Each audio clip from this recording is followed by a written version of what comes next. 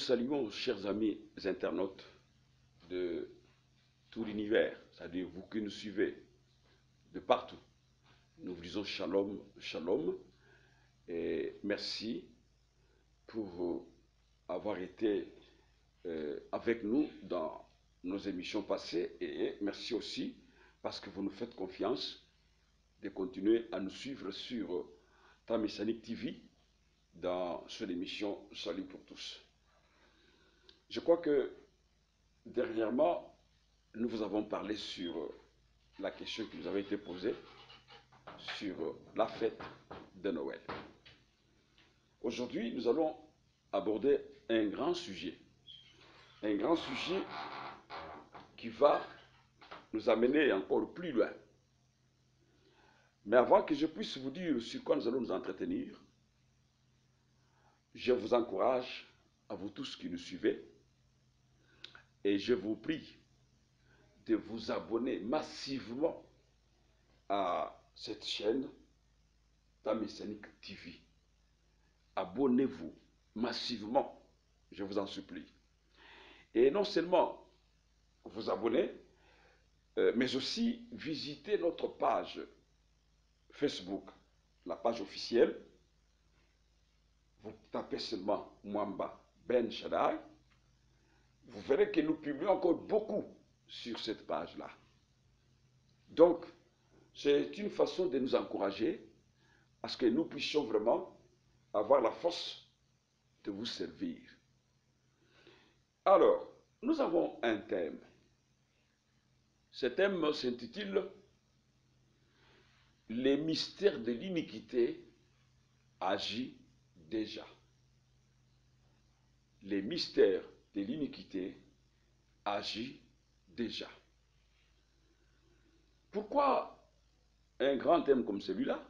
Parce que je sais que ceux qui nous suivent partout, vous êtes des grands lecteurs de la Bible et vous êtes en train de vivre aussi les événements qui se passent à travers le monde. Et vous êtes en train de voir aussi les choses qui se passent aussi dans les églises. Je pèse bien les mots, je dis les églises, pour ne pas dire dans l'église. Parce qu'il y a l'église avec majuscule, il y a aussi l'église avec minuscule.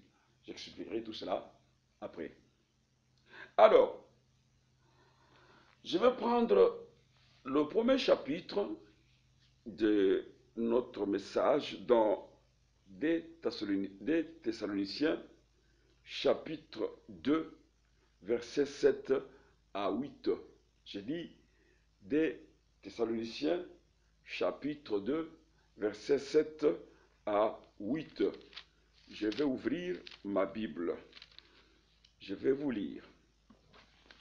Car les mystères de l'iniquité agit déjà. Il faut seulement que celui qui les retient encore ait disparu. Et alors paraîtra l'impie que Adonai, Yehoshua, détruira par le souffle de sa bouche et qu'il anéantira par l'éclat de son avènement. Bien-aimés, vous tous qui êtes amoureux de la parole, nous avons dit que les saluts pour tous, c'est une émission qui va beaucoup plus vous parler de la parole. Et nous n'allons pas vous amener n'importe quoi dans cette émission. Nous vous respectons.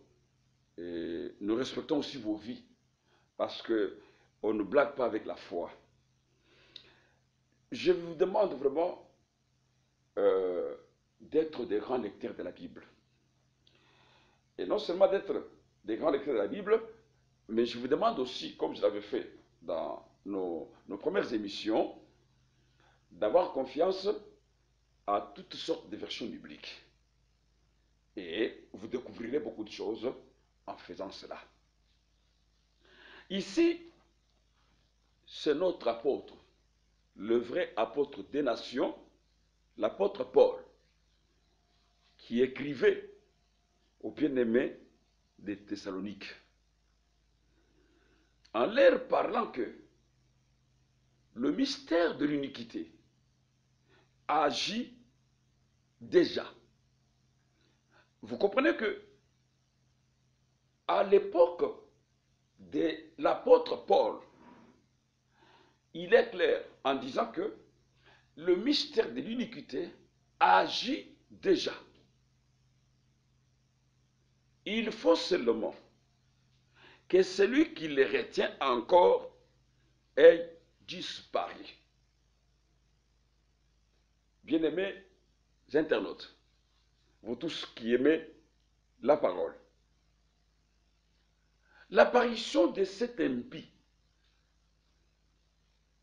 la Bible dit qu'il se manifestera lorsque celui qui les retient sera pris. Et en ce moment-là, il pourra se manifester comme il se doit.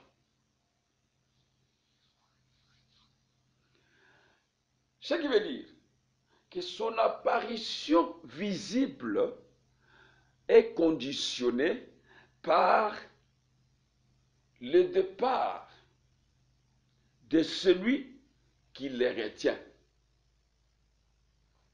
Si nous pouvons revenir encore, car les mystères de l'iniquité agissent déjà.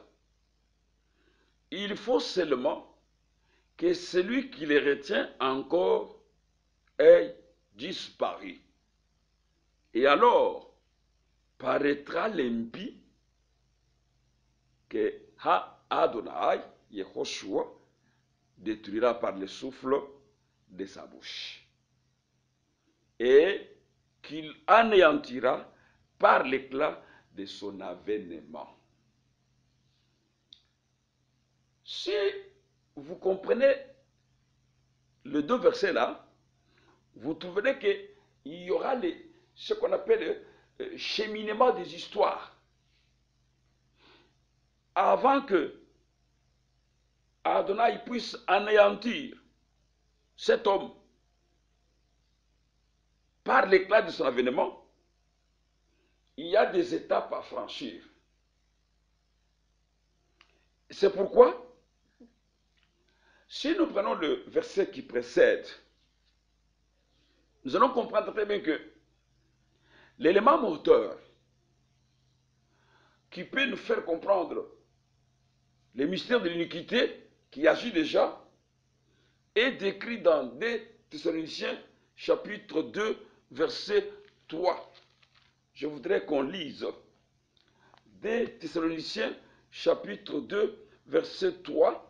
La Bible dit ceci: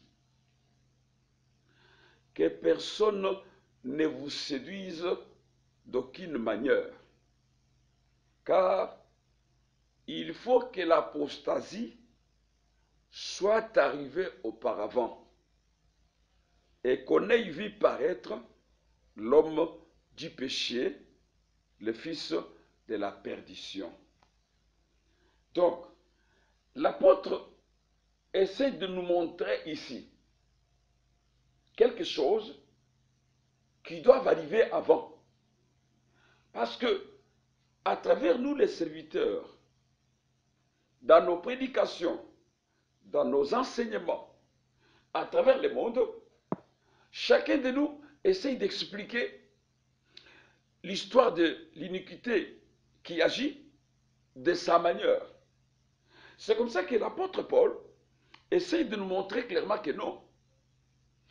Pour que on puisse savoir que le mystère de l'iniquité agit déjà en attendant que l'impie se manifeste, l'élément moteur qui va déclencher cette histoire s'appelle l'apostasie. L'apostasie. C'est formidable ça. Parce que la Bible est claire. Que personne ne vous séduise d'aucune manière. Ce qui veut dire qu'on ne vous enseigne pas des histoires pour enseigner, sur l'histoire du mystère de l'iniquité qui agit déjà. Que quelqu'un vienne vous apporter de n'importe quoi, parce que nous avons déjà vu beaucoup de gens, des serviteurs, des prophètes, qui ont parlé même sur la venue de notre Adonai, qui ont donné même des dates de l'arrivée de notre Adonai, mais dont, à la fin de toutes choses, ils ont été vraiment ridiculisés, parce que à ces dates-là, Adonai n'est pas revenu. Et les adeptes de ce gens-là se sont toujours attachés à leur prophète, malgré que ce qu'il a dit était un mensonge, ça ne s'est pas réalisé. C'est comme ça que l'apôtre Paul, quand il parle, il est clair en disant que personne ne vous séduise d'aucune manière sur le problème qui touche les mystères de l'iniquité qui agit déjà. Mais il continue en disant, car il faut que l'apostasie soit arrivée auparavant. Ah, ce qui montre que pour que l'impie là apparaisse visiblement, il y a d'abord l'apostasie qui doit venir avant. Et quand l'apostasie viendra, selon ce que nous venons de lire, et qu'on ait vu paraître l'homme du péché, le fils de la perdition. Ce sont des histoires qui touchent les jugements qui vont venir lors de la grande tribulation, comment dirais-je, les jours de l'épreuve, comme la Bible le définit. Pour ceux qui maîtrisent bien cette histoire, ils savent que nous avons les jugements qui vont s'abattre sur la terre, nous avons la grande tribulation qui va aussi s'abattre avant que la colère de l'agneau puisse s'enflammer. Mais nous ne sommes pas encore là. Nous voulons voir d'abord que l'élément moteur qui doit nous montrer que les mystères de l'iniquité agissent déjà. Si Paul confirme que, à leur époque, ces mystères avaient déjà commencé à agir. Quand vous prenez le premier siècle, c'est-à-dire que les siècles où les Paul et les autres ont vécu, et nous qui sommes aujourd'hui au XXIe siècle, vous devez comprendre que les mystères de l'iniquité a aussi enfanté beaucoup, et ceux qu'il a enfantés sont devenus aussi de grands, et ils véhiculent le message sur la terre de l'apostasie, et croyant qu'ils prêchent la vérité, ils détournent beaucoup de gens dans ces histoires-là. C'est pourquoi nous devons nous poser la question, qu'est-ce qu'est l'apostasie? Si l'apostasie doit venir auparavant, mais il faudrait que chaque disciple, dans n'importe quel coin du monde où il se trouve, qu'il se demande qu'est-ce qu'est l'apostasie. Et si nous voulons définir l'apostasie, voilà comment on définit l'apostasie. On dit, c'est l'action d'abandonner la foi ou la révélation de la vérité. C'est l'action d'abandonner la foi ou la révélation de la vérité. Lorsque nous parlons de la foi, ici nous voyons la foi authentique, c'est-à-dire la foi scripturaire, la foi qui est posée sur les saintes écritures, la foi qui est posée sur toute la parole d'Élohim. Voilà la foi authentique. Quand on parle de la foi authentique, ce qui veut dire qu'il y a aussi la foi qui n'est plus encore la foi authentique, mais qui est la foi qui prêche des histoires qui n'ont ni commencement, ni fin, ou soit qui n'ont ni la tête, ni la queue.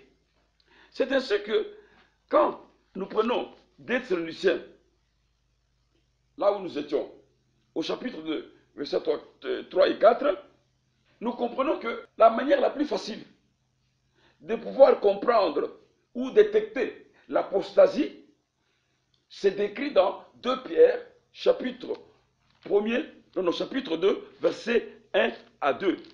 2 Pierre, voilà, chapitre 2, versets 1 à 2. Qu'est-ce que la Bible déclare? Il y a eu parmi le peuple des faux prophètes.